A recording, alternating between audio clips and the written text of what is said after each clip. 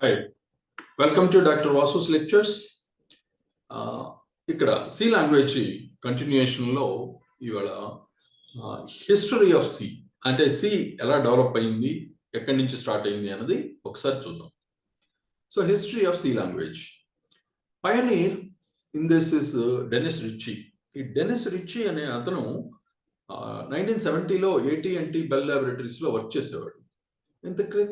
అంత క్రితం బి అనే లాంగ్వేజ్ ఒకటి ఉండేది. దానిలో ఉన్న వాటిని ప్రాబ్లమ్స్ ని ఓవర్కమ్ అవడానికి, ఇంకా ఒక బెటర్ లాంగ్వేజ్ ని ఇవ్వడానికి ఈ సి అనే లాంగ్వేజ్ ని స్టార్ట్ చేశారు, డెవలప్ చేయడం. ఇంకా ఈ నేమ్ కూడా ఇంత క్రితం letter C. Ken Thompson created B using BCPL. అంటే ఈ బి అనే లాంగ్వేజ్ ని కెన్ థామ్సన్ ఇంత క్రితం స్టార్ట్ చేశారు. ఆ బి లాంగ్వేజ్ లో ఉన్న ప్రాబ్లమ్స్ ని ఓవర్కమ్ అవడానికి, నెక్స్ట్ హయ్యర్ లెవెల్ ప్రోగ్రామ్ ఇవ్వడానికి సి అనేది డెవలప్ అయింది. Like, share, comment and subscribe to doctor Vasu's lectures and get more videos. Thank you. Next, history of C.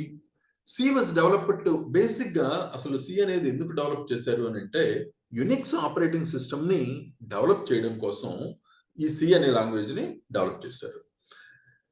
ఇది to overcome the problems with BCPL. BCPL అంటే basic combined programming language. వీటితో ఉన్నటువంటి ఆ problems ని overcome అయ్యి higher level language, ఇంకొక better language ఇవ్వడానికి programming language. రెండోది యునిక్స్ ఆపరేటింగ్ సిస్టమ్ ని డెవలప్ చేయడం కోసంగా మెయిన్ డెవలప్ చేశారు. ఇది బి లాంగ్వేజ్ కి సక్సెసర్ గా, అంటే బి లాంగ్వేజ్ తర్వాత వచ్చిన లాంగ్వేజ్ గా చెప్పచ్చు. ఇక్కడ పేరు కూడా సి అనే పేరు ఎందుకు పెట్టారు అని అంటే, అంత క్రితం బి అనే లాంగ్వేజ్ ఉంది కాబట్టి జస్ట్ అలా దాని తర్వాత లాంగ్వేజ్ అన్నట్లుగా సి లాంగ్వేజ్ అనే పేరు పెట్టడం జరిగింది. కానీ అంతకు మించి పర్టికులర్ గా రీజన్ అంటూ ఏమీ లేదు.